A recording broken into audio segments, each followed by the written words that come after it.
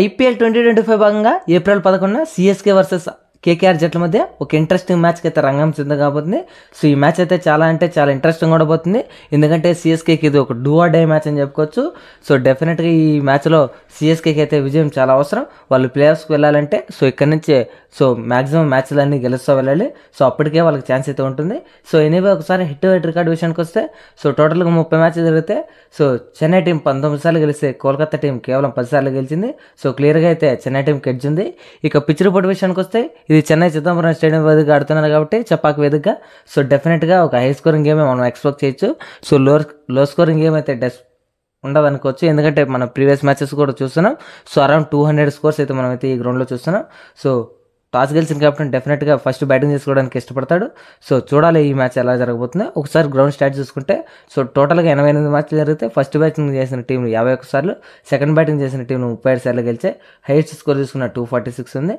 So ఈ మ్యాచ్లో Chennai team ఎలా ఆడుతున్నదనే పెద్ద క్వశ్చన్ మార్క్ అని చెప్పుకోవచ్చు.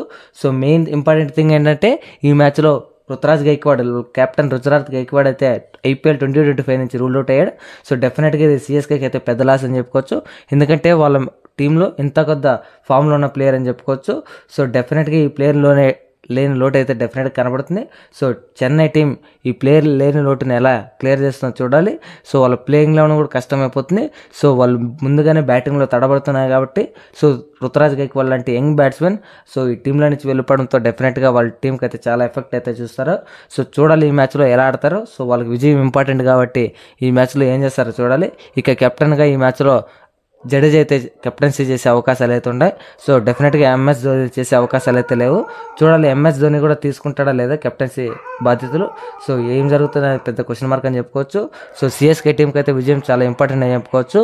వాళ్ళు కానీ మ్యాచెస్ ఇప్పటి నుంచి గెలిస్తే తప్పితే సో ఇంకా 2 మ్యాచ్లు ఓడిపోయినట్టే డెఫినెట్గా వాళ్ళు ప్లే ఆఫ్ ఛాన్సెస్ కోల్పోయినట్టే. సో చూడాలి ఈ టీం వాళ్ళు ఎలా ప్లేయింగ్ లెవెన్కి తీసుకెళ్తారో. సో అలాగే వాళ్ళు ప్లే ఆఫ్స్లోకి వెళ్తారని పెద్ద క్వశ్చన్ మార్క్ అని చెప్పుకోవచ్చు. వాళ్ళ బౌలర్స్ ఎవరు ఫామ్లో లేరని చెప్పుకోవచ్చు. పతిరైనా కూడా లాస్ట్ మ్యాచ్లో పంజాబ్తో జరిగిన మ్యాచ్లో లేడు. ఇక రుతురాజ్ గైక్వాడ్ లేని లోటు అయితే డెఫినెట్గా కనబడుతుంది. ఎందుకంటే ఇంత రన్ స్కోర్ కొట్టి వాళ్ళ టీంని కొంచెమైనా మంచి పొజిషన్లో పెడుతున్నాడు. సో ఇక్కడి నుంచి 2025 ఐపీఎల్ నుంచి ఏ మ్యాచ్ ఆడదు కాబట్టి డెఫినెట్గా వాళ్ళకి పెద్ద లాస్ అయితే డెఫినెట్గా ఉందని చెప్పుకోవచ్చు. సో సిఎస్కే టీం ఎలా ఉంటుంది, ఎలా ఆడబోతుంది, వాళ్ళ ప్లేయింగ్ లెవెల్ ఎలా ఉండబోతుంది, ముందుగానే వాళ్ళు బ్యాటింగ్లో తడబడుతున్నారు కాబట్టి సో ఏం చేస్తారో చూడాలి. ఒకసారి వాళ్ళు ప్లేయింగ్ లెవెన్ చూసుకుంటే ఓపెనర్స్గా Devon Conway, Rachin Ravindra, number 3లో రాహుల్ త్రిపాఠి, నెంబర్ 5లో విజయ్ శంకర్, నెంబర్ 6లో రవీంద్ర జడేజా, నెంబర్ 6లో రవి అశ్విన్, నెంబర్ 7లో MS Dhoni, number 8 Mukesh Choudhary, number 9 Noor Ahmad, number 10 Matheesha Pathirana, number 11 Khaleel Ahmed. ఇక ఇంపాక్ట్ ప్లేయర్గా శివన్ దుబే వచ్చే అవకాశం ఉంటుంది. సో చూడాలి ఎలా ఆడతారని. ఇక కోల్కతా టీం విషయానికి వస్తే వాళ్ళు ఒక అన్ప్రెడిక్టబుల్ టీం అయిపోయారని చెప్పుకోవచ్చు. ఎందుకంటే వాళ్ళు ఒక మ్యాచ్ గెలుస్తారు, ఒక మ్యాచ్ ఓడిపోతున్నారు. సో వీళ్ళైతే అన్సర్టనిటీ అయితే టీం బ్యాలెన్స్ అయితే సరిగ్గా లేదని చెప్పుకోవచ్చు. సో ఈజీ మ్యాచ్లో ఓడిపోతున్నారు. సో అలాగే ఒక మ్యాచ్లో గెలిచేస్తున్నారు. సో వాళ్ళు లాస్ట్గా ప్రీవియస్గా ఆడిన మ్యాచ్ ఎల్ఎస్జీతో ఈజీగా గెలిచేస్తారు అనుకున్న మ్యాచ్లో వాళ్ళైతే లాస్ట్లో వికెట్లు కోల్పోయి ప్రెషర్ ఫీల్ అయ్యి వాళ్ళైతే మ్యాచ్ని అయితే కోల్పోవడం జరిగింది. సో డెఫినెట్గా వాళ్ళ టీం అయితే ఒక అన్బ్యాలెన్స్డ్ టీం అని చెప్పుకోవచ్చు. సో బ్యాటింగ్లో ఎప్పుడో ఒకరు ఒక మ్యాచ్లో ఒకరు పర్ఫామ్ చేస్తున్నారు, ఇంకో మ్యాచ్లో ఆ పర్ఫామ్ చేసిన ప్లేయర్ అయితే పర్ఫామ్ చేయటం లేదు. సో డెఫినెట్గా కేకేఆర్ అయితే ఇది దృష్టిలో పెట్టుకొని వాళ్ళు ఈసారైనా చెన్నైతో ఆడబోతున్నారు కాబట్టి సో కన్సిస్టెంట్గా ప్రతి ప్లేయర్ వచ్చిన ప్లేయర్ అలా సో 10-20 రన్స్ మ్యాక్సిమం స్కోర్ చేసి సో వెళ్తే డెఫినెట్గా ఒక హై స్కోరింగ్ గేమ్ ఎక్స్పెక్ట్ చేయొచ్చు. సో అలా కాకుండా వచ్చిన ప్లేయర్ అలా ఏదో ఒక ప్లేయర్ స్టాండర్డ్గా నిలబడి మిగతా ప్లేయర్స్ అవుట్ అయిపోతే వెళ్తే సో డెఫినెట్గా చెన్నైని ఓడించిన కష్టం అని చెప్పుకోవచ్చు.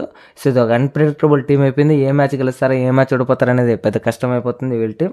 సో ఒకసారి 220కి కొట్టేస్తారు, ఒకసారి 120కి ఆల్ అవుట్ అయిపోతుంటారు. సో డెఫినెట్గా వాళ్ళ బ్యాటింగ్ అలాగే బౌలింగ్ లైనప్ కూడా చూడాలి. బౌలింగ్ లైనప్ మంచిగానే పర్ఫామ్ చేస్తుందని చెప్పుకోవచ్చు. సో ఎక్స్పీరియన్స్ బౌలర్ లేనప్పటికీ వాళ్ళైతే పొదుపుగా బౌలింగ్ చేసి కేకేఆర్ టీంని అయితే అంచనాలు పెంచుతున్నారని చెప్పుకోవచ్చు. ఇక బ్యాటింగ్ విషయానికే వాళ్ళు అనుకున్నంత స్థాయిలో బ్యాటింగ్ చేయలేకపోతున్నారని చెప్పుకోవచ్చు. మెయిన్లీ రసల్, రింకు సింగ్ లాంటి ప్లేయర్ అద్భుతమైన ఫినిష్ ఇవ్వలేకపోతున్నారు. ఎనీవే ఒకసారి వాళ్ళ ప్లేయింగ్ లెవెన్ చూసుకుంటే ఓపెనర్స్గా సునీల్ నారాయణ్ అలాగే డీకాక్ వస్తారు. ఇక నెంబర్ 3లో రఘువంశీ, నెంబర్ 4లో కెప్టెన్ రహానే, నెంబర్ 5లో Venkatesh Iyer, number 6 Rinku Singh, number 7 Andre Russell, number 8 Moeen Ali, number 9 Harshit Rana, number 10 Varun Chakravarthy, ఇక నెంబర్ 11లో వైభవ్ అరోరా. ఇంక ఇంపాక్ట్ ప్లేయర్గా రమన్దీప్ సింగ్ వచ్చే అవకాశం ఉంటుంది. సో సో ఇక ఈ మ్యాచ్లో ఏ టీం గెలుస్తుందని చెప్పడం చాలా కష్టం అని చెప్పుకోవచ్చు, ఎందుకంటే రెండు అన్ప్రెడిక్టబుల్ టీం అయిపోయాయి. సో కేకేఆర్ ఒక మ్యాచ్ గెలిస్తే ఒక మ్యాచ్ అయితే ఓడిపోతున్నారు. సో సిఎస్కే అయితే వాళ్ళైతే అండర్ ద పంప్ ఉన్నారని చెప్పొచ్చు. వాళ్ళైతే గెలిచే అవకాశాలు అయితే వాళ్ళ టీంలో కనపడటం లేదు. అలాగే వాళ్ళ కెప్టెన్ రుతురాజ్ గైక్వాడ్ కూడా లేడు కాబట్టి వాళ్ళు ఎలా ఆడతాడని పెద్ద క్వశ్చన్ మార్క్ అని చెప్పుకోవచ్చు. ఇది చెన్నై చిదంబరం స్టేడియం మీద ఆడుతున్నాయి కాబట్టి సో ఎంతో కొద్ద సిఎస్కే టీంకి అయితే ఎడ్జ్ ఉంటుందని చెప్పుకోవచ్చు. సో చూడాలి ఎవరు గెలుస్తారనేది. నేనైతే కేకేఆర్ అయితే గెలుస్తుందని అనుకుంటున్నాను, ఎందుకంటే రచిన్ రవీంద్ర లాంటి ప్లేయర్స్ సరిగ్గా పర్ఫామ్ చేయటం లేదు సిఎస్కే తరఫున. అలాగే ఓపెనర్ డివాన్ కాన్వే కూడా సరిగ్గా పర్ఫామ్ చేయటం లేదు. అందులోనే ఇక వాళ్ళ కెప్టెన్ దూరం అయ్యాడు కాబట్టి సో వాళ్ళు ఎలా ఆడతారో చూడాలి. వాళ్ళ బ్యాటింగ్ లైనప్ లేదు కాబట్టి నేనైతే కేకేఆర్ అయితే గెలుస్తుందని అనుకుంటున్నాను. సో మీరేమనుకున్న కింద కామెంట్ చేయండి. ఇదైతే ఫైనల్ ప్రెడిక్షన్ కాదు. నేనైతే మీరు కానీ మన ఛానల్ సబ్స్క్రైబ్ చేసుకుంటే అక్కడైతే ఫైనల్ ప్రెడిక్షన్ ఇస్తాను. మీరు కానీ మన ఛానల్ కొత్తగా వచ్చినట్టయితే మన ఛానల్ సబ్స్క్రైబ్ చేసుకోండి. అలాగే ఈ వీడియోని లైక్ చేయండి, కుదిరితే మీ ఫ్రెండ్స్ అండ్ ఫ్యామిలీకి చేయండి. సో మన క్రికెట్కి సంబంధించిన న్యూస్, అలాగే అప్డేట్స్, అలాగే videos, preview videos, highlights videos అయితే చేస్తుంటాం మన ఛానల్లో. సో డెఫినెట్గా మన ఛానల్ అయితే సబ్స్క్రైబ్ చేసుకోండి. So thank you for watching. Have a nice day.